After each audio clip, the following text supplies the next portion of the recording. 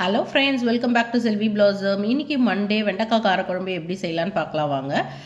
First நம்ம அரிசி measure பண்ணணும் இல்லையா, அந்த டைம்லேயே இந்த வெண்டைக்காயும் வாஷ் பண்ணி ஒரு பிளேட்டில் வச்சிடணும். அதுக்கப்புறம் நம்ம வெங்காயம் தக்காளி கட் பண்ணும்போது இந்த வெண்டைக்காயில் இருக்க ஈரெல்லாம் ட்ரை ஆகிடும், கட் பண்ணி ஈஸியாக இருக்கும். ஃபஸ்ட்டு நம்ம வானல் வச்சு ஆயில் விட்டு கடுகு, கருவேப்பிலை, பூண்டு, வெங்காயம், தக்காளிலாம் ஒன் பை ஒன்னாக வதக்கிடணும். இந்த கட் பண்ணி வச்சுருக்க வெண்டைக்காயை நான் ஆல்ரெடி ஒரு வானலில் தனியாக வதக்கி வச்சுருக்கேன். அதையும் ஆட் பண்ணிவிட்டு மஞ்சள் தூள், மிளகாத்தூள் போட்டு உப்பு போட்டு தண்ணி ஊற்றிடணும். நம்மளுக்கு தேவையான அளவு தண்ணி ஊற்றிக்கலாம். நெக்ஸ்ட்டு நல்லா கொதிக்க விடணும். ஓரளவு காய் குக்கானதுக்கப்புறம் நம்ம புளி ஊற்றி சிம்மில் வச்சு கொதிக்க விட்டோன்னா குழம்பு திக்காயிடும். அந்த டைமில் நம்ம கொத்தமல்லி போட்டு ஒரு கிண்ணத்தில் மாற்றிடலாம். குழம்ப நம்ம சாதத்தில் போட்டு பிசைஞ்சு சாப்பிடும்போது நல்லா டேஸ்ட்டாக இருக்கும். நம்மளுக்கு எப்போ சாம்பார் போர் அடிக்குதோ அந்த டைமில் நம்ம இந்த மாதிரி வெண்டைக்காய் காரக்குழம்பாக செஞ்சுக்கலாம். இந்த வீடியோ பிடிச்சிருந்தா சப்ஸ்கிரைப் பண்ணுங்கள் ஃப்ரெண்ட்ஸ். நம்ம நெக்ஸ்ட் வீடியோவில் மீட் பண்ணலாம். ஓகே, பாய்.